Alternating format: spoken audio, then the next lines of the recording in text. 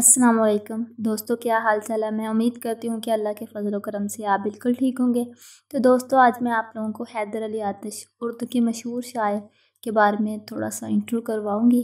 تو اس سے پہلے میری چھوٹی سی ریکویسٹ ہے کہ میرے چینل کو سبسکرائب کر دیں اور بیل آئیکن کو پریس کر دیں تاکہ میری نئی آنے والی ویڈیو کا نوٹیفیکیشن آپ کو مل سکے۔ چلو میں اپنی ویڈیو کا آغاز کرتی ہوں۔ خواجہ حیدر علی آتش خواجہ علی بخش کے بیٹے تھے۔ بزرگوں کا وطن بغداد تھا جو تلاش معاش میں شاہ جہاں آباد چلے آئے۔ نواب شجاع الدولہ کے زمانے میں خواجہ علی بخش نے ہجرت کر کے فیض آباد میں سکونت اختیار کی۔ آتش کی ولادت یہیں 1778 میں ہوئی۔ بچپن ہی میں باپ کا سایہ سر سے اٹھ گیا، اس لیے آتش کی تعلیم و تربیت باقاعدہ طور پر نہ ہو سکی اور مزاج میں شوریدہ سری اور بانک پن پیدا ہو گیا۔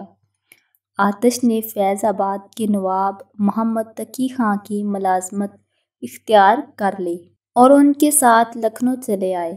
نواب مذاق سخن بھی رکھتے تھے اور فن سپاہیگری کے بھی دلدار تھے۔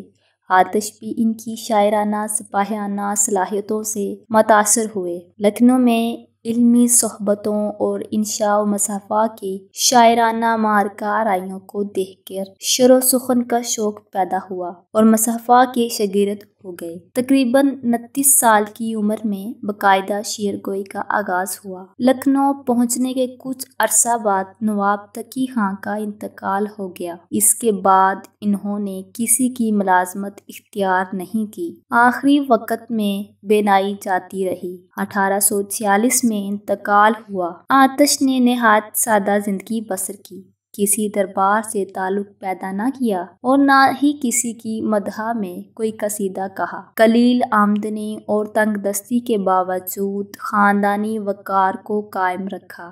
یہ آرزو تھی تجھے کھل کے روبرو کرتے، ہم اور بلبل بیتاب گفتگو کرتے۔ آتش کو عموماً دبستان لکھنؤ کا نمائندہ شاعر کہا گیا ہے، لیکن حقیقت یہ ہے کہ ان کی شاعری میں دبستان دہلی کی شاعری کے آثار موجود ہیں اور وہ لکھنؤ کی خارجی اور دہلی کی داخلی شاعری کی حد فاضل پر کھڑے نظر آتے ہیں۔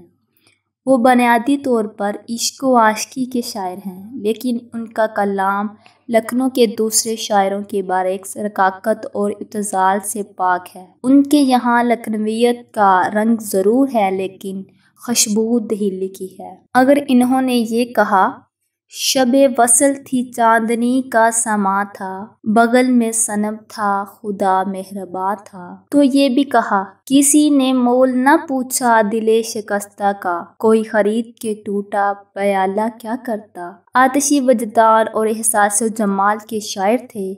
رام بابو سکسینہ ان کو غزل میں میر و غالب کے بعد تیسرا بڑا شاعر قرار دیتے ہیں۔